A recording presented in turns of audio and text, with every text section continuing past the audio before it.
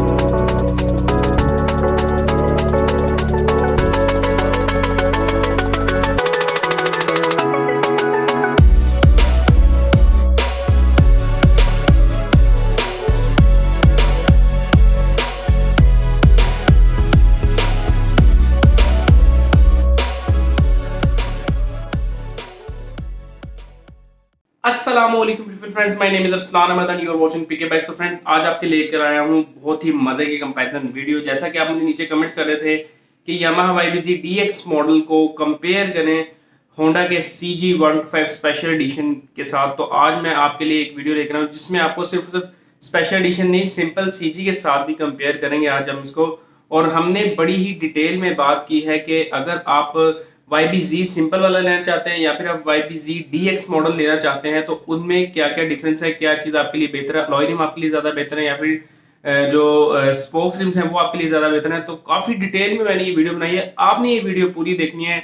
Last में बात करेंगे इनकी प्राइस का कंपेरिजन वीडियो। सबसे पहले आप देख लीजिए कि इनकी जो इंजन कंपेरिजन है, कौन सा बाइक लेना हमारे लिए बेहतर है, कौन सा बाइक जो है परचेज नहीं करना हमारे लिए जो है बेहतर है। और आप लोगों को इस वीडियो में काफी डिटेल मिलने वाली है। आपने हमें नीचे कमेंट्स करके बताना है कि आपको ये वीडियो कैसी लगी। तो फिलहाल आपका कीमती टाइम जाए कि फिर स्टार्ट करते हैं अपनी इस वीडियो को।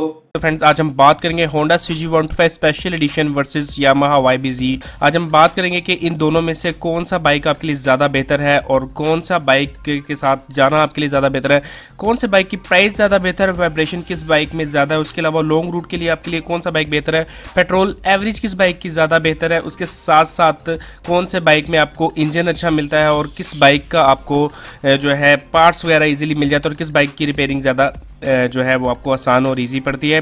तो सबसे पहले हम बात कर लेते हैं इन दोनों बाइक्स की इंजन के बारे में। आपको बताता चलूँ कि अगर हम होंडा CG125 स्पेशल एडिशन के इंजन की बात करें तो वहाँ पर आपको OHV इंजन मिलता है जो कि ओवरहेड वाल्व का इंजन है। और इस इंजन में आपको सबसे ज़्यादा जो मसला दरपेश आते हैं वो है वाइब्रेशन का। लेकिन होंडा वालों ने इस इंजन में 5 गियर्स दिए हैं इस बार, और 5वां गियर जब आप लगाते हैं तो लेस देन 50% आपको वाइब्रेशन कम देखने के लिए मिलेंगे। लेकिन दूसरी तरफ अगर हम बात करें यामाहा YBZ की, उसके इंजन की बात करें तो उसमें आपको जो इंजन मिलता है वो है SOHC का इंजन मिलता है जो कि न्यू टेक्नोलॉजी है, सिंगल ओवरहेड कैम शाफ्ट की टेक्नोलॉजी है। इसमें आपको लेस देन वाइब्रेशन का सामना करना पड़ता है। उसके साथ साथ अगर इनके दमदार की बात करें तो दोनों में से दमदार इंजन कौन सा है तो आपको बताता OHV इंजन जो है वो ज़्यादा दमदार है क्योंकि वो ऑन रोड और ऑफ रोड दोनों पर जो है अच्छी कारकर्दगी दिखाने का हामिल है। इसके साथ साथ अगर SOHC यानी कि यामाहा YBZ के इंजन की बात करें, दमदार तो ये भी है लेकिन ये एक आरामदेह इंजन है। और अगर आपने दोनों में से लॉन्ग रूट की बात की जाए तो यहाँ पर आपको बताता चलूँ कि होंडा CG125 पर अगर आप 100 देन मोर यानी कि 100 किलोमीटर से ज़्यादा सफ़र करते हैं तो आप बहुत ज़्यादा थक जाते हैं। लेकिन उसके बरक्स अगर मैं YBZ यानी कि SOHC इंजन की बात करूँ तो वहाँ पर आप जितना मर्जी सफ़र करें आप यानी कि 100-150 उसके बाद रेस्ट तो आपने करनी होती है। लेकिन आपको ये बताता चलूँ कि इसमें आपको इतनी थकावट महसूस नहीं होगी। साथ ही हम बात कर लेते हैं इन दोनों की जो पेट्रोल एवरेज क्या है। अगर मैं होंडा की बात करूँ तो होंडा की पेट्रोल एवरेज यामाहा से काफ़ी कम है क्योंकि इसमें आपको जो कार्बोरेटर मिलता है वो भी ओल्ड टेक्नोलॉजी है। जबकि अगर यामाहा की बात करें तो उसमें आपको नए किस्म का जो है कार्बोरेटर मिलता है, काफ़ी अच्छा कार्बोरेटर मिलता है।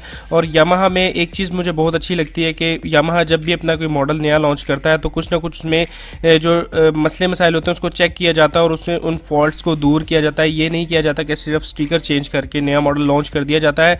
अब अगर यामाहा ने YBZ में ये चीज़ की भी है लेकिन इन्होंने कार्बोरेटर में जो कि लोगों का काफ़ी मसला आ रहा था, कार्बोरेटर में इशू था कोई ना कोई, मतलब उसका कहते थे कि फ्यूल बहुत ज़्यादा उसमें कंज्यूम कर रहा है, तो उन्होंने इस चीज़ को चेक किया कार्बोरेटर, इसके अलावा एयर फिल्टर वगैरह को चेक किया। तो यहाँ पर फ्यूल एवरेज को लेकर मैं आपको बताता चलूँ कि होंडा CG125 जो स्पेशल एडिशन है आपका उसमें आपको फ्यूल एवरेज जो है वो ज़्यादा यूज़ होगी। अगर आप लॉन्ग रूट पर इसको लेकर जाते हैं तो आपका जो पेट्रोल है वो ज़्यादा यूज़ होगा, क्योंकि इसकी पिक ज़्यादा है और उसी लिहाज से इसकी जो फ्यूल एवरेज वो ज़्यादा है। इसके साथ साथ अगर मैं बात करूँ YBZ जो कि यामाहा का है, उसकी अगर पेट्रोल एवरेज की बात करें तो उसकी काफ़ी अच्छी पेट्रोल एवरेज है। वो मतलब एक अगर रफली आइडिया बताऊँ ना, कि अगर मैं होंडा की बात करूँ तो वो आपको लॉन्ग रूट में मैक्सिमम 30 to 35 किलोमीटर पर लीटर देने की सलाहियत रखता है। और अगर मैं बात करूँ YBZ की तो ये बाइक आपको 40 to 45 किलोमीटर पर लीटर देने की सलाहियत रखता है। उसके बाद हम बात कर लेते हैं फ्रेंड्स इनके जो कि OHV इंजन और SOHC इंजन की रिपेयरिंग का काफ़ी इशू आता है।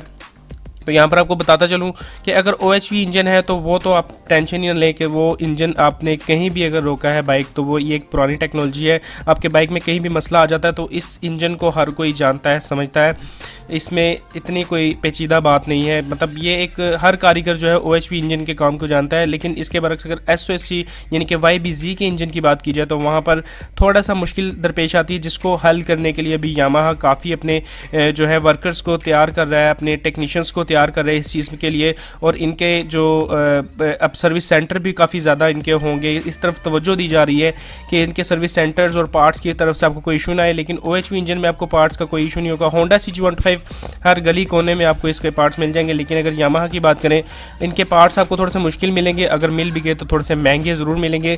इस चीज़ को यामाहा को मद्देनज़र रखना होगा। अपने पार्ट्स को थोड़ा सा जो है सस्ते करें और हर जगह पर ईजीली जो है मार्केट में अगर मिल गए तो ये तो काफ़ी अच्छी बात हो जाएगी। उसके साथ साथ आपका काफ़ी क्वेश्चन होता है कि यार अगर इन दोनों को आपस में जोड़ा जाए तो कौन सा बाइक आगे निकल जाएगा। तो यहाँ पर मैं आपको ये चीज़ बता दूं कि होंडा CG125 सेल्फ स्टार्ट जो कि स्पेशल एडिशन है, इसकी पिक जो है वो यामाहा YBZ से ज़्यादा है।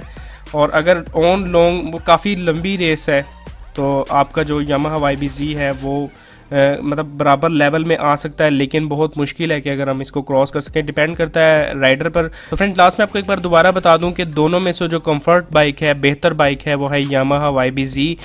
तो आपका आगे आपका फ़ैसला है। आपने सबसे पहले ये देखना है कि आपका एरिया कैसा है, वहाँ पर आपका YBZ बेहतर है, आपको पार्ट्स इजीली मिल जाते हैं या नहीं, आपको कोई मसला दरपेश तो नहीं आता, इसकी ट्यूनिंग वगैरह, इसकी रिपेयरिंग वगैरह में कोई मसला पेश तो नहीं आता, तब जाकर आप यामाहा YBZ परचेज़ कीजिए। अगर आपके एरिया में ज़्यादातर लोग होंडा परचेज़ कर रहे हैं और सर्विस सेंटर्स भी ज़्यादा होंडा के, यामाहा के बहुत कम है, अगर हैं तो एक दो को काफ़ी दूर हैं, तो मैं आपको रिकमेंड करूँगा कि आप होंडा CG125 का कोई मॉडल लीजिए, क्योंकि होंडा में आपको पार्ट्स इजीली अवेलेबल हो जाएंगे, पार्ट्स सस्ते मिल जाएंगे।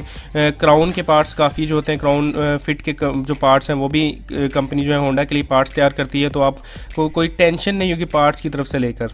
तो फ्रेंड्स अभी हम बात कर लेते हैं सबसे बेसिक चेंज की। इन दोनों बाइक्स में अगर बेसिक चेंज की बात कर ली जाए तो सबसे बड़ा फ़र्क इसमें आता है अलॉय रिम्स और स्पोक रिम्स का। इसका डिफरेंस जानने के लिए मैंने बहुत पहले एक वीडियो बनाई थी, अगर आप वो देखना चाहते हो तो मैं लिंक उसका डिस्क्रिप्शन में दे दूंगा, लेकिन मुझे पता है वो वीडियो आपको नहीं मिलेगी, इसलिए उस वीडियो का छोटा सा पार्ट मैं यहाँ पर पहले प्ले कर देता हूँ। आप इस वीडियो को गौर से देखिए, फिर आप ये चीज़ फैसला करने में आपको इतनी आसानी होगी कि आप अलॉय रिम्स की तरफ जाना चाहते हैं या स्पोक्स रिम्स की तरफ जाना चाहते हैं। इसमें आपको यही नहीं, इसमें आपको डिफरेंस मिलेगा YBZ सिंपल जो स्पोक्स रिम्स के साथ है, उसके अलावा YBZ DX मॉडल जो कि अलॉय रिम्स के साथ है, उसके साथ साथ होंडा का स्पेशल एडिशन जो कि स्पोक्स के साथ आता है, उसके साथ होंडा CG125 क्लासिक सिंपल जो भी स्पोक्स के साथ आते हैं। अगर आप ये वीडियो मेरी गौर से देख लेंगे, पूरी देख लेंगे, अच्छी तरह से देख लेंगे, तो आपको ये फैसला करना इजी हो जाएगा कि आपने अलॉय रिम्स वाला बाइक लेना है, आपका एरिया कैसा है, या फिर आप स्पोक्स रिम्स के साथ ज़्यादा बेहतर हैं।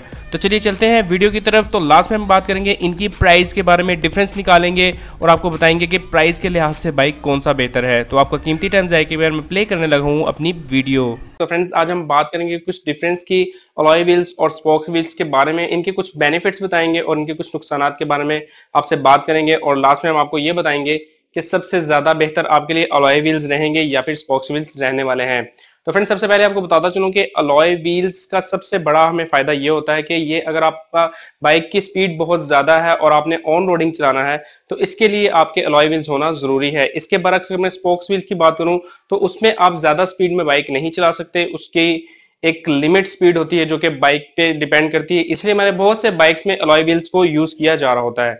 इसी तरह अगर इनके प्राइजेस की बात की जाए तो अलॉय व्हील्स होते हैं वो थोड़े महंगे होते हैं स्पोक्स व्हील से, यानी कि इनमें जो डिफरेंस आ रहा होता है, जहां पर आपको अलॉय व्हील्स जो है 4,000 रुपए का मिलता है एक अलॉय व्हील, और यहाँ पर अगर स्पोक्स रिम की बात करूं तो ये 2,000 रुपए में आपको एक व्हील्स अच्छे क्वालिटी वाला आपको मिल जाता है। अब बात आ जाती है इनकी रिपेयरिंग की। देखिए, अगर आप अलॉय व्हील्स यूज कर रहे हैं, आपके अलॉय व्हील्स में कोई मसला आ जाता है या फिर वो टेढ़ा हो जाता है, ज्यादातर चांसेस होते हैं अलॉय व्हील्स के टूटने के। अगर आप किसी रोड पर जा रहे हैं वो टूट जाता है तो आपको नया अलॉय व्हील लगाना पड़ेगा। इसके बरक्स अगर मैं बात करूं स्पोक्स रिम्स की, इसमें अगर कोई मसला आ जाता है, कोई एक आधी तार उसकी खराब हो जाती है, तो उसमें आप नई तार यानी कि उसकी नई स्पोक आप डलवा सकते हैं। आपको पूरा नया स्पोक्स रिम नहीं डलवाना पड़ेगा, कुछ तारें उसकी डैमेज होती हैं। हाँ, अगर आपका स्पोक्स रिम्स टेढ़ा भी हो जाता है तो आपका स्पोक्स रिम्स जो है वो सही, मतलब उसका अपनी दोबारा अपनी शक्ल में वापिस आ सकता है, उसका जो टेढ़ापन है वो दूर किया जा सकता है।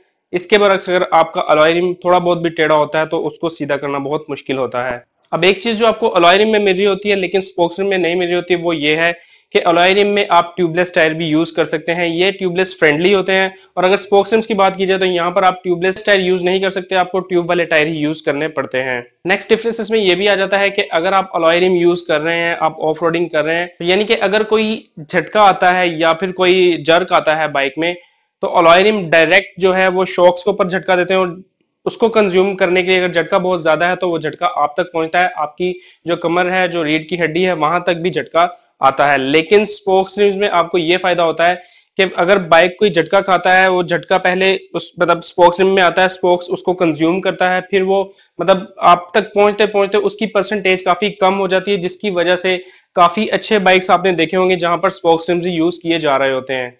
अब स्पोक्स रिम्स का ये भी फायदा है कि इसको आप ऑन रोड भी यूज कर सकते हैं, ऑफ रोड भी यूज कर सकते हैं, लेकिन इसकी एक स्पीड लिमिट होती है। इससे ऊपर अगर आप जाएंगे तो स्पोक्स रिम्स के टूटने का खतरा होता है, एक्सीडेंट होने का खतरा हो सकता है। लेकिन अलॉय रिम में आपको ये फायदा है कि आप अवर स्पीड यूज कर सकते हैं। ज्यादातर जिन बाइक्स की स्पीड ज्यादा होती है उसमें ये अलॉय रिम्स आ रहे होते हैं, लेकिन इसको आप ऑफ रोड यूज नहीं कर सकते। यहाँ पर अगर आप इसको ऑफ रोड यूज करने की कोशिश करेंगे तो वहां पर आपके बाइक के फिसलने का खतरा हो सकता है।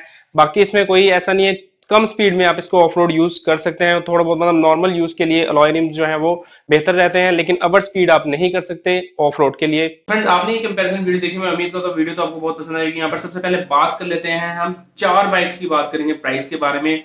सबसे पहले तो मैं आपको बता दूं YBZ की जो DX मॉडल है उसकी जो मार्केट में प्राइस है वो है 1,63,500 की प्राइस है। उसके साथ अगर YBZ की बात कीजिए जो कि सिंपल है, स्पोक्स रिम्स में आता है, उसकी जो प्राइस है वो तकरीबन है 1,51,000 उसकी प्राइस है। और DX मॉडल में और सिंपल मॉडल में जो प्राइस का डिफरेंस आता है वो है तकरीबन 12,500 रुपए का डिफरेंस आता है, यानी कि 12,500 रुपए में आपको अलॉय रिम्स भी मिल रहे हैं और डिस्क ब्रेक भी मिल रही है। यहाँ पर मैं बात कर लेता हूँ Honda CG125 सिंपल मॉडल जो कि क्लासिक मॉडल है, उसकी जो अभी प्राइस चल रही है वो है 1,29,900, यानी कि सिर्फ 100 रुपए कम 1,30,000 रुपए उसकी प्राइस चल रही है। और अगर मैं DX मॉडल की जो अलॉय रिम वाला है और अगर Honda CG125 प्राइस कंपैरिजन करूं, तकरीबन 33,600 रुपए का फर्क आता है। तो ये फर्क जो है वो देखा जाता है कि यार 33,600 रुपए में आपको अलॉय रिम मिल रहा है और डिस्क ब्रेक मिल रही है, मतलब ये फर्क जो है वो वाकई काफी ज्यादा फर्क आ जाता है।